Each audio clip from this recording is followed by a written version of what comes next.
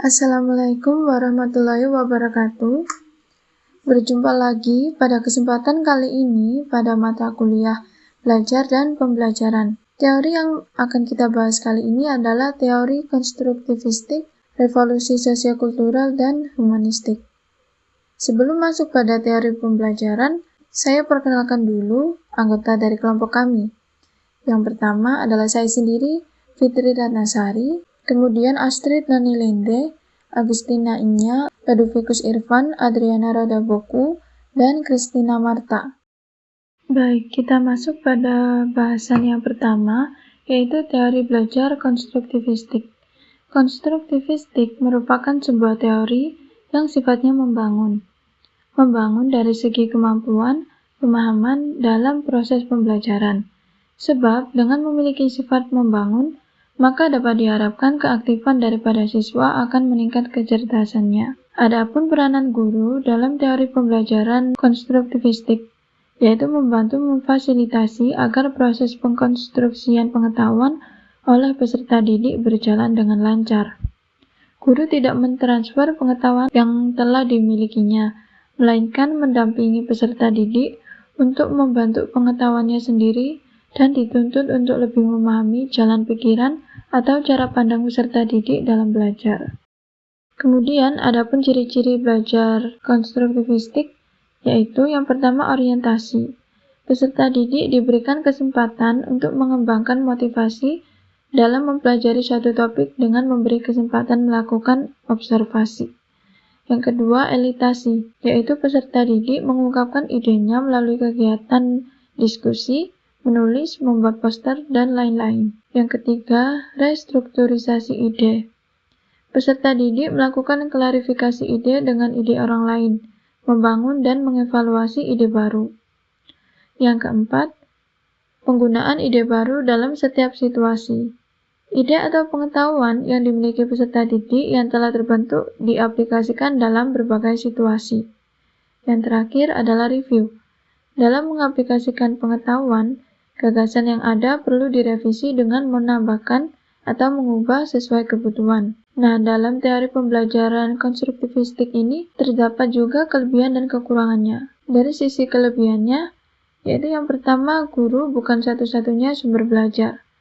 Maksudnya, dalam proses pembelajaran, guru hanya sebagai pemberi ilmu dalam pembelajaran, dan siswa dituntut untuk lebih aktif dalam proses belajarnya, baik dari segi latihan, bertanya, praktik, dan lain-lain. Jadi, guru hanya sebagai pemberi arah dalam pembelajaran dan menyediakan apa-apa saja yang dibutuhkan oleh siswanya. Yang kedua, yaitu siswa pembelajaran lebih aktif dan kreatif.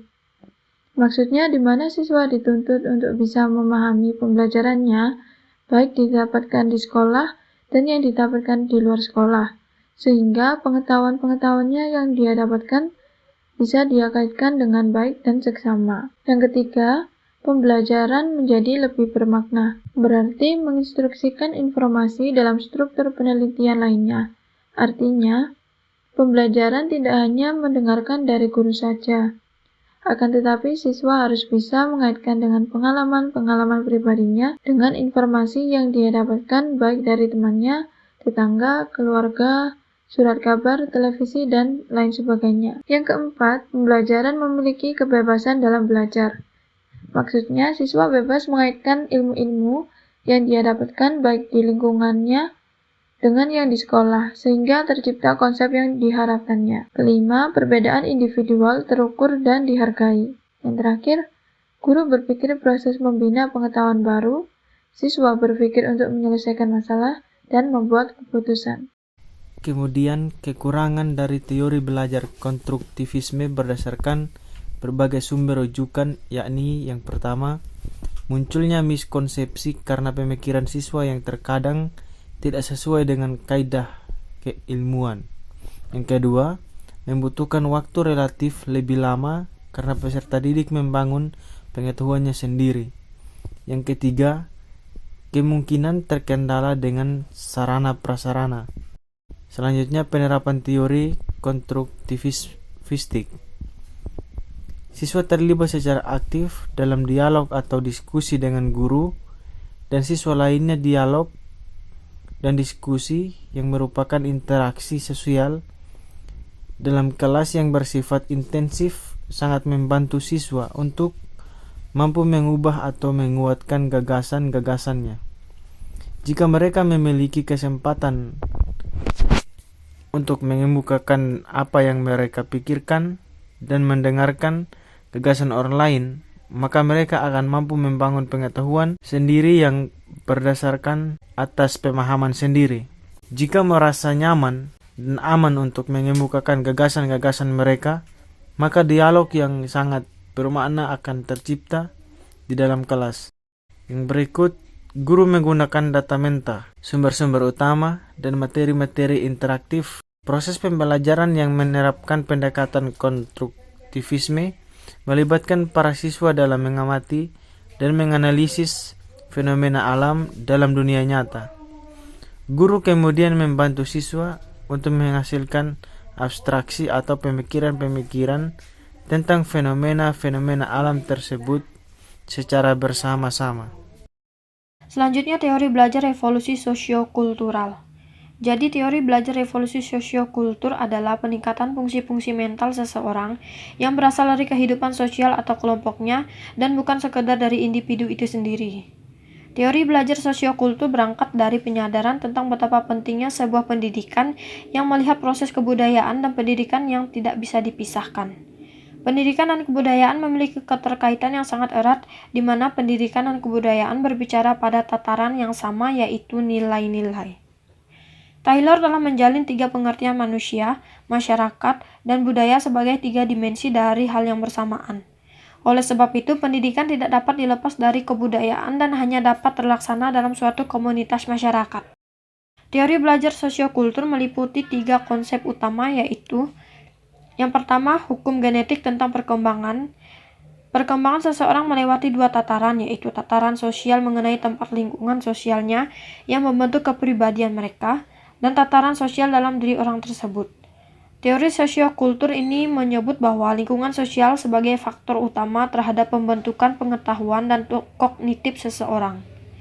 Vygotsky meyakini bahwa kematangan merupakan persyarat untuk kesempurnaan berpikir secara spesifik. Namun demikian, ia tidak yakin bahwa kematangan yang terjadi secara keseluruhan akan menentukan kematangan selanjutnya. Yang kedua, zona perkembangan proksimal. Jadi JVD ini merupakan zona individu dapat belajar dengan teman sebaya, orang dewasa yang lebih ahli dan memiliki kemampuan lebih daripadanya. Sehingga perkembangan anak bergantung pada interaksi sosial yang penuh, di mana keahlian dapat diperoleh dengan bimbingan orang dewasa atau kolaborasi antar kawan sebaya maupun orang yang lebih paham melampaui apa yang dipahaminya. Jadi perkembangan dan pembelajaran yaitu tahap pertama, tindakan anak masih dipengaruhi atau dibantu orang lain. Tahap kedua, tindakan anak didasarkan atas inisiatif sendiri.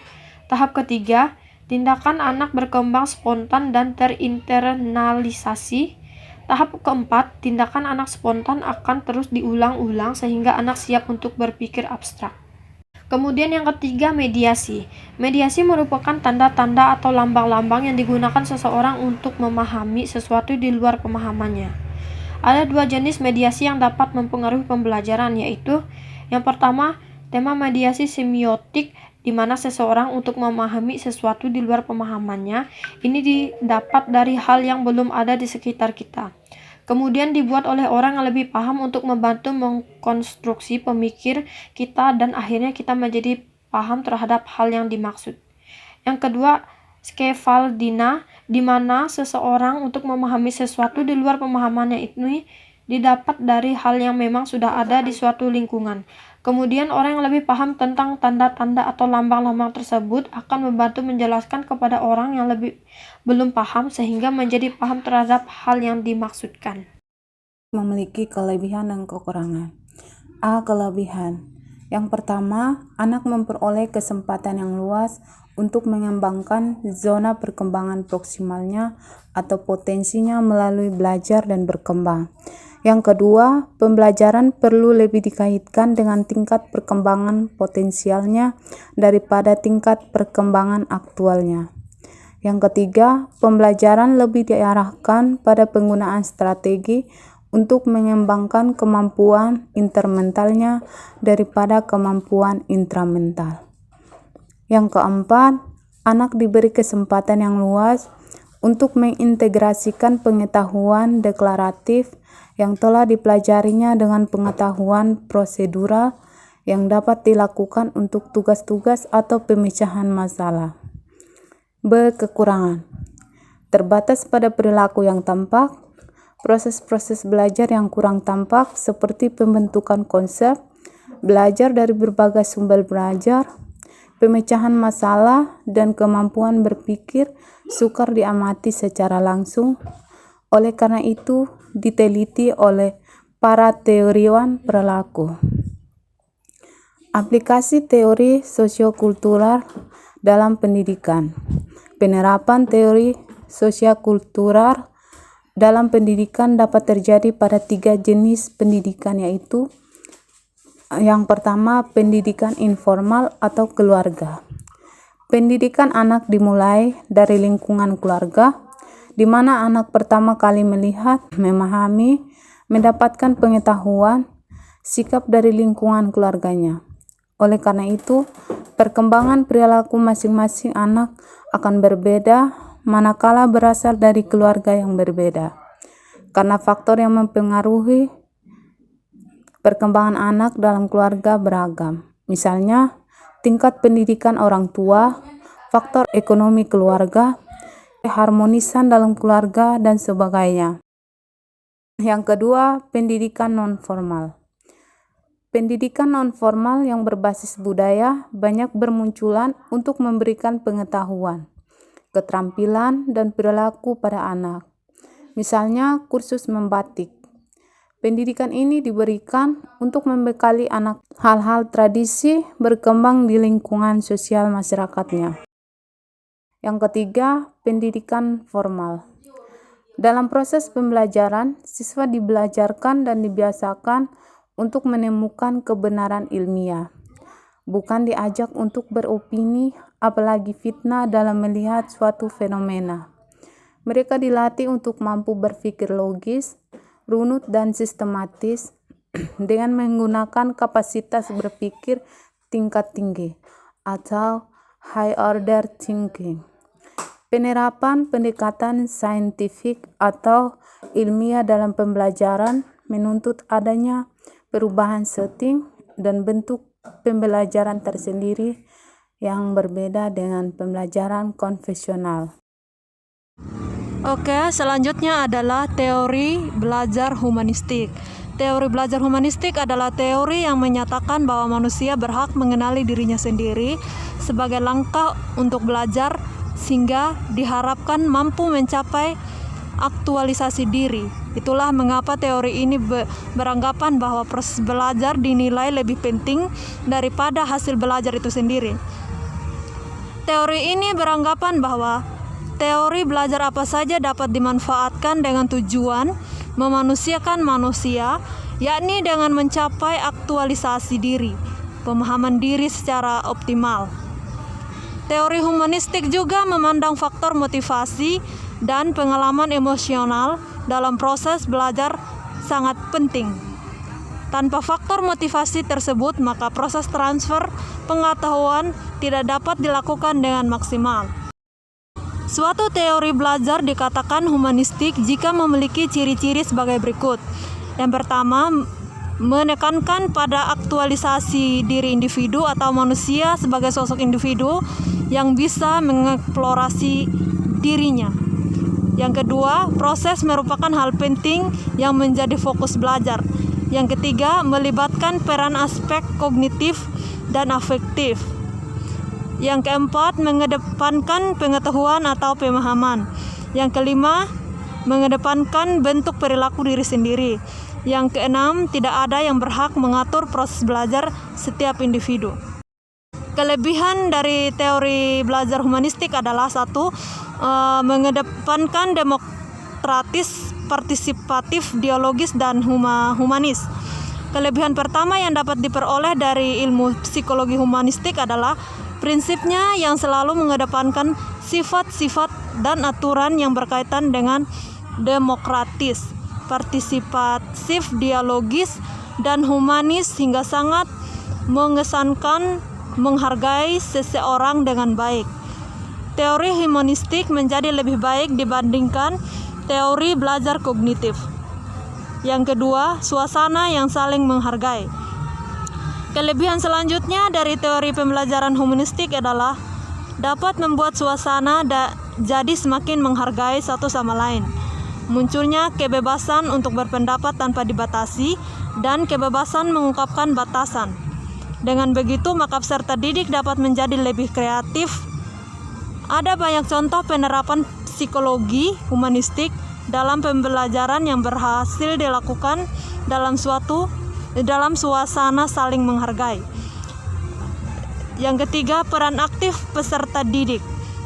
Sebagai teori untuk memberikan pembelajaran yang baik berkaitan dengan kelebihan dan kekurangan teori humanistis. Pendekatan demokratis humanis seperti yang disebutkan sebelum dapat menjadikan pembelajaran lebih mendapatkan peran aktif dari peserta didik. Selain peran aktif, antar individu juga dapat hidup bersama meskipun memiliki berbagai macam pertimbangan masing-masing yang memicu perbedaan. Kemudian kekurangan. Yang pertama, pengujian yang tidak mudah. Kekurangan atau kelemahan yang pertama dalam teori belajar humanistik untuk mempelajari ilmu psikologi adalah pengujiannya yang dirasa tidak mudah atau dapat dikatakan cukup sulit. Bahkan kerap kali ditemukan kecurangan-kecurangan yang menjadi sebuah tradisi. Yang kedua, beberapa konsepnya masih buram dan subjektif. Hal lainnya yang juga menjadi salah satu kekurangan dari teori humanistik dalam pembelajaran ilmu psikologi adalah beberapa konsep yang masih dikatakan buram dan subjektif, karena guru tidak dapat memberikan informasi yang jelas. Konsep yang masih buram tersebut dapat menjadi penghambat pembelajaran. Yang ketiga, kreativitas yang sering disalahgunakan. Kelemahan lain dari teori humanistik atau kreativitas yang semakin bebas dan tanpa batas kerap kali sering disalahgunakan untuk tujuan yang tidak sesuai dengan arah pendidikan. Kondisi ini terjadi ketika ada individu yang tidak bertanggung jawab di tengah-tengah kelompok. Yang keempat, pemikiran yang tidak terpusat. Pembelajaran teori humanistik dapat menyebabkan adanya pemikiran yang tidak terpusat pada pokok permasalahan karena setiap individu diberikan kebebasan untuk dapat menggali potensi masing-masing untuk menjawab persoalan yang diberikan. Adapun berikut penerapan teori humanisme dalam pembelajaran. Yang pertama, guru dapat memberikan reward kepada peserta didik yang telah berhasil melakukan suatu hal agar peserta didik tersebut semakin semangat dan termotivasi dalam pembelajaran.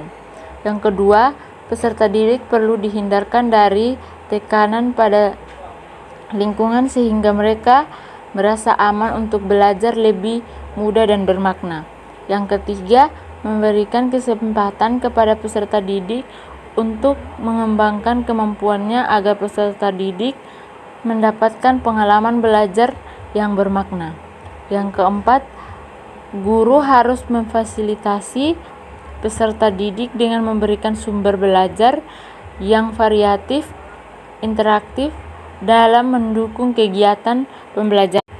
Baik, demikian hasil presentasi kami dan semoga bermanfaat bagi kita semua. Kurang dan lebihnya saya mengucapkan terima kasih.